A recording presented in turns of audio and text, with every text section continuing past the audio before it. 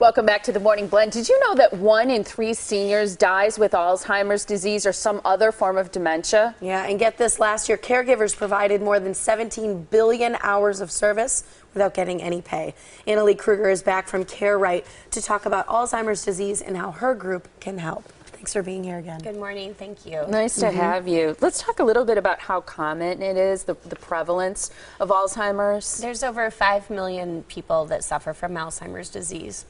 And they anticipate in the year 2025 that number will increase to 7.1 million people over the age of 65 that will suffer from Alzheimer's disease. I think most people are familiar with a lot of the symptoms, but just kind of break it down a little bit what exactly it is. Sure. I break it down into 3 different stages, like early, middle, and late stages of Alzheimer's disease. And it's a progressive disease, and there's no cure for this disease. So it affects your memory, where you don't remember events or doctor's appointments, or you get lost when you're driving. There's personality changes and mood and behavior changes. So someone might become very suspicious. They might become very anxious or depressed as well. So it definitely changes their mood and their behavior and their personality. Behaviorally, the changes can be where they forget to dress appropriately. They don't put the proper sequence of clothing on, or sometimes they disrobe.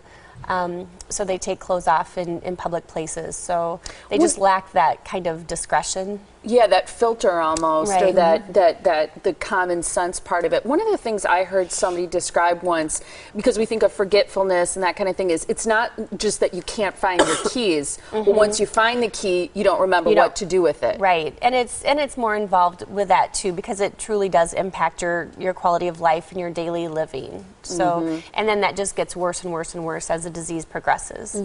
Let's talk about the family, because you know the person with Alzheimer's is going through a lot of different changes and such, as you mentioned, but the family is also impacted quite a bit. Absolutely, it's very devastating for the family members. Little by little, their loved one is declining, and that's why they call Alzheimer's disease the long goodbye. It's a long journey. Sad. It can take up to 20 years from diagnosis till death. So, you know, that's why they call it the long goodbye, because little by little, you're missing more and more of your loved one. And I think it's really hard to make good decisions about care, because you love this person, but then there are a lot of things that people just aren't equipped to handle or to know how to care for someone, especially if you've got an aging spouse along with the person who has Alzheimer's. So what kinds of conversations do you think? I would think these are very difficult conversations in the early stages, but what kind of talking should you be doing with someone? Definitely in the early stages, as soon as possible, have those difficult conversations as far as, Mom, if you were to have, you know, a life-prolonging disease, would you want a living, you know, have those living wills in place? Do you want to be hooked up to machines to keep yourself alive?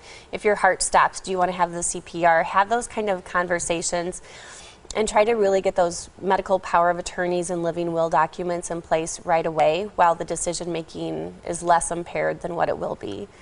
And also just, you know, keeping in mind the spiritual component. Sometimes people forget about the importance of religion or a spiritualness, you know, so keeping that in mind as well.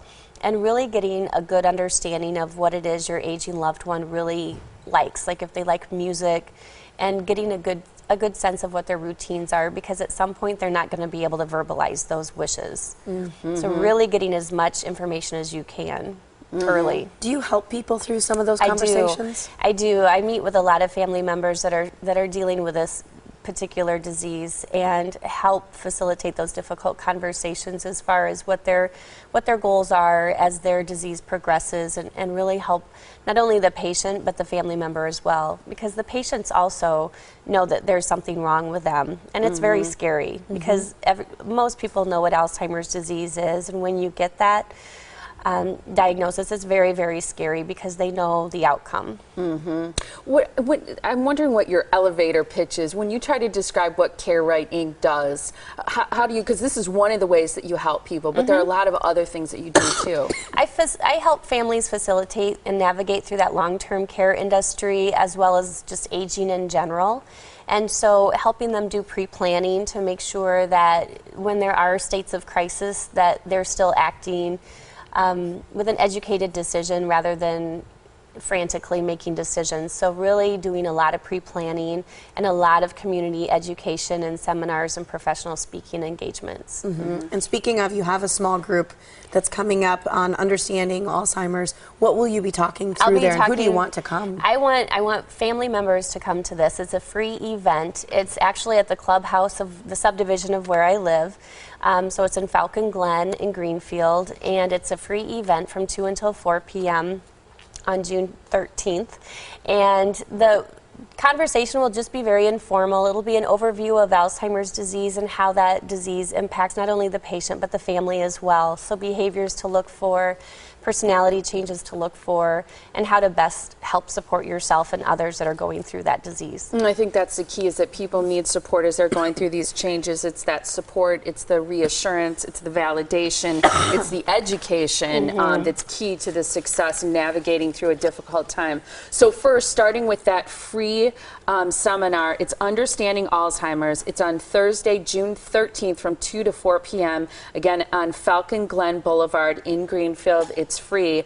To find out more about it, to register and find out details about it, you can call this phone number. It's 319-290-5214, and the website is carewriteinc.com. Thanks, Thank Emily. you. Nice to have you Thank here. you. Thanks so much. Thank you.